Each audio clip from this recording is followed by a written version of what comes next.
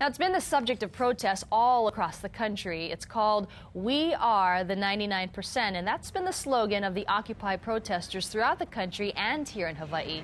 But just how big is the disparity between the 1% and the rest of us? And here now is Sumner LaCroix from the University of Hawaii Economic Research Organization with more about what we know about income inequality in Hawaii. Good morning, Sumner, and thanks so much for joining us. Good morning, Maya. So the first question is, there's been a lot of controversy about this income inequality lately, and what do the numbers tell us about what's happening in the U.S. and here in Hawaii? The numbers really tell us a simple story. What they tell us is that income inequality was relatively stable in both Hawaii and the United States from the end of World War II up until the late 70s, early 1980s. And since then, there have been persistent increases in income inequality. That's been true for both the United States and Hawaii. Let's try to take a look at the United States first. And what I'm going to focus on is the share of income earned by the top 10% of earners and the share of income earned by the top 1% of earners. In the United States, from World War II until 1977, the top 10% of U.S. households received a little bit less than 35% of the total income. That share increased in 2008 to about 46%. It's stayed relatively stable since. The numbers aren't as good since 2008. That's why I've stuck with that.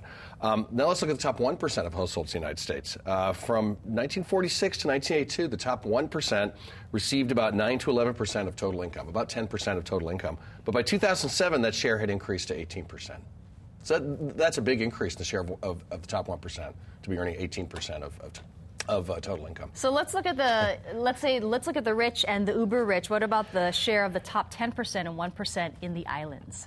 Okay, so in the islands, the top 10% of Hawaii households received about 31% of total income from 1945 to 1985. Okay, but by 2005, their share had increased to 43%. This is really similar to what's going on in the United States. It's just a little bit less for the top 10%. But now let's look at the top 1% of households in Hawaii. In 1975, the top 1% received about 7% of total income. By 2005, their share had increased to about 20%. That's actually a little bit higher than the national 1%. So why is all this happening? Why is there an income disparity? Well, there's a whole bunch of reasons. One is the virtual decline and disappearance of good unionized jobs in the agricultural sector that really gave a lot of blue-collar workers pretty good wages. Another one is the effect of globalization, migration of workers, foreign direct investment, and trade. That actually has been relatively small. That's not the big culprit. I think the big culprit really is the new technologies. Workers who've really learned how to use the new technologies well have done pretty well. And people at the very top who've learned how to reshape organizations to take advantage of the new technologies. Think Apple, think Google, think the big box stores.